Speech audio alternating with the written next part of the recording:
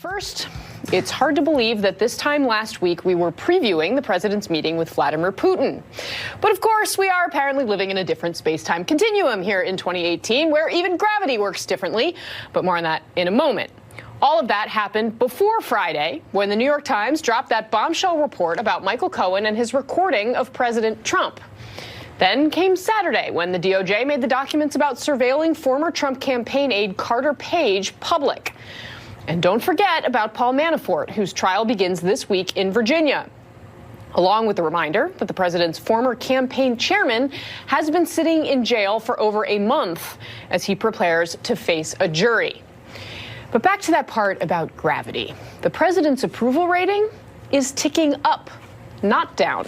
A brand new poll from NBC News and the Wall Street Journal conducted before and after the Helsinki summit shows the president approval rating at 45%.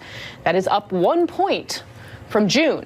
Among Republicans, that number is 88%, the highest of his entire presidency.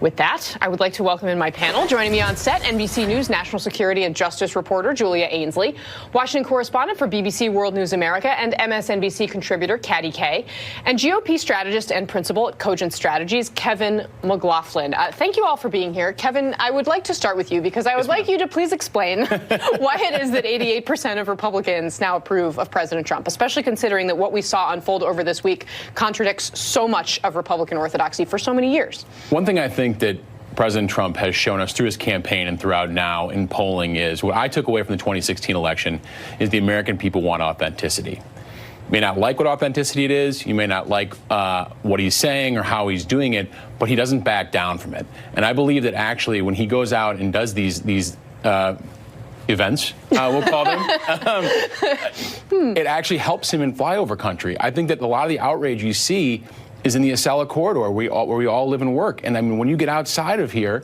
yes, people will say like he's a knucklehead or they'll say stuff like that. But by and large, you'll see people say like, I understand that some of the things he's doing could hurt me personally, but we all have to make sacrifices. So is he right when he basically says he could walk down Fifth Avenue and shoot people and people would still stand with him? I mean, is there any line? I really do think it was very prescient because I do think he kind of has that, he defies political gravity. I was thinking the exact same thing. And if those tariffs start hitting the president, that could be an area. It's not going to be Russia. It's going to be the economy.